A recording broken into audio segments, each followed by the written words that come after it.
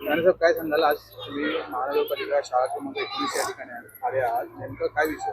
बघा, विषय असा आहे की आमचे या ठिकाणचे जे कार्यकर्ते होते, पदाधिकारी हरिभाऊ असतील किंवा सचिन साळुंखे यांना एक माहिती मिळालेली की मीरा भाईंदरमध्ये 19 नंबरची शाळा आहे, त्या ठिकाणी 10 ते 12 शिक्षक आहेत आणि जे 10 ते 12 शिक्षक आहेत हे ना BLOच्या कामाला लावलेलं आहे नगरपालिकेने. मला हे समजत नाही की नगरपालिकेचे अधिकारी कॅल्क्युलेशन किंवा ग्राउंडवर्क आहे की नाही काय. मीरा भाईंदरचे अधिकारी जर असे कृत्य करत असतील, या ठिकाणी मोजून 10-12 शिक्षक आहेत आणि 10-12 शिक्षक जर तुम्ही BLOच्या कामाला लावलात, त्या विद्यार्थी जातील कुठे? 650 विद्यार्थी या ठिकाणी शिक्षण घेत आहेत. मग ते शिक्षण घेण्यासाठी जे विद्यार्थी येतात त्यांना तरी सुट्टी जाहीर करून टाका. नुकत्याच शाळा उघडलेल्या जातात आणि आता त्यांना कुठेतरी नवीन वर्गामध्ये जाऊन नवीन वर्गाचा अभ्यास चालू करायचा आहे. त्याच टायमाला तुम्ही BLOचं जर काम त्यांना देत असाल, दुर्भाग्याची गोष्ट आहे. पानपट्टे साहेब याचे मुख्य आहेत, यांनी कुठलं तरी कॅल्क्युलेशन केलं. आम्ही आता जाब विचारण्यासाठी या ठिकाणी आम्ही आलेलो आहोत 19 नंबर शाळेमध्ये. त्या ठिकाणी त्यांचं मत तेच आहे की साहेब, आम्ही या ठिकाणी नाही, आम्हाला वरून ऑर्डर आलेली आहे की या ठिकाणी तुम्ही BLOच्या कामासाठी SIRच्या कामासाठी तुम्ही लागू व्हायचं आहे आणि हजर व्हायचं आहे. तर हे निषेध व्यक्त करतो आम्ही. या ठिकाणी मीरा भाईंदरच्या सर्व शाळांबद्दल आम्ही माहिती आता घेतोय. सगळ्या शाळांबद्दल मी तुम्हाला काय बोलता येणार, पण 19 नंबर शाळेमध्ये जर तुम्ही 100% 100% शिक्षकांना जर कामाला लावला तर चुकीचे विषय आहे. कुठेतरी चुकीचा पायंडा पडतो असं आम्हाला तरी वाटतंय. या ठिकाणी तुमच्या जर अधिकारी कर्मचारी नसतील, तुम्ही दुसरीकडून तरी हायर करा, पण या शिक्षक 50% तरी या शाळेत ठेवा, जेणेकरून विद्यार्थ्यांना काहीतरी तुम्ही दिशा काहीतरी देण्याचं आहे.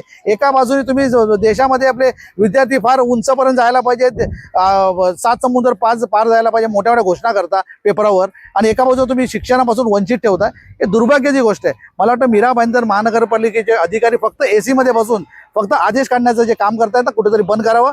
प्रॅक्टिकलमध्ये या, लक्षात घ्या. प्रॅक्टिकलमध्ये आल्या तरच तुम्हाला कुठेतरी न्याय देता येईल, लक्षात घ्या. नाही तर तुम्ही फक्त दिशाभूल लोकांची करताय, हे सिद्ध होईल. महानगरपालिकेच्या शाळांमध्ये आर्थिकदृष्ट्या कमी असलेल्या या नागरिकांची मुलं याच्यामध्ये येतात, कुठे ना कुठे त्यांच्या शिक्षणाचं नुकसान होतं. 1001% जर शिक्षकच नसेल तर विद्यार्थी वंचितच राहणार ना. तुम्ही आता तुम्हाला 1 महिना 2 महिने घ्या ना, अजून सुट्ट्या द्या त्यांना विद्यार्थ्यांना, जेणेकरून त्यांचा वाया जायला नाही पाहिजे कुठेतरी आयुष्य.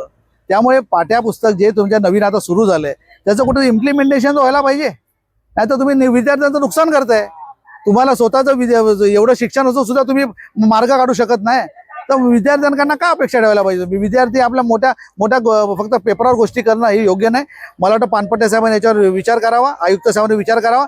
या ठिकाणी शिक्षक उपलब्ध राहायला पाहिजे, ही आमची प्रमुख मागणी आहे महाराष्ट्रामध्ये. त्रास होत आहे सर, तर शिक्षकांनी त्यांच्या वरिष्ठांना तक्रार केली आहे का? आणि जे शिक्षणाची युनियन आहे ते देखील आवाज उचलताना दिसत नाही. बघा, मी काय बोलतो, शिक्षणाची त्यांची जी संघटना आवाज उचलते की आम्हाला माहिती नाही. आम्ही जाब विचारण्यासाठी या ठिकाणी आलेलो शिष्टमंडळ, त्या ठिकाणी आम्ही त्यांनी आम्हाला सांगितलंय की आम्ही वरिष्ठांना हे आम्ही लेखी पत्र कळवलेलं आहे, त्यांनी त्यांची ड्युटी बजावलेली आहे. पण आम्हाला आता उद्या आम्ही मीरा भाईंदर महानगरपालिकेमध्ये जाणार आहोत की जे या ठिकाणी आयुक्त आहेत, उपायुक्त आहेत, ह्यांच्यावर काय निर्णय ते आम्हाला बघायचं. उद्या आम्ही नगरपालिकेमध्ये जाणार, आयुक्त आणि जे उपायुक्त आहेत त्यांना आम्ही जाब विचारण्याचं काम आम्ही करणार आहोत. अजून एक विषय आहे की SIRच्या नावाखाली अनेक अधिकाऱ्यांच्या बदल्या देखील थांबवण्यात आल्या आहेत. विशेष म्हणजे मीरा भाईंदर जे अप्पर तहसीलदार आहेत त्यांची आता नुकतीच बदली काढली होती, परंतु ह्या कामाच्या नावाखाली त्यांची बदली रद्द करून ते दुसरं इतर काम देखील करत आहेत. बघा, एक दिशाभूलचं काम आहे, लक्षात घ्या. नगरपालिकेचे अधिकारी असो किंवा गव्हर्नमेंटचे अधिकारी असो, हे लोक कामं करायची नाहीत.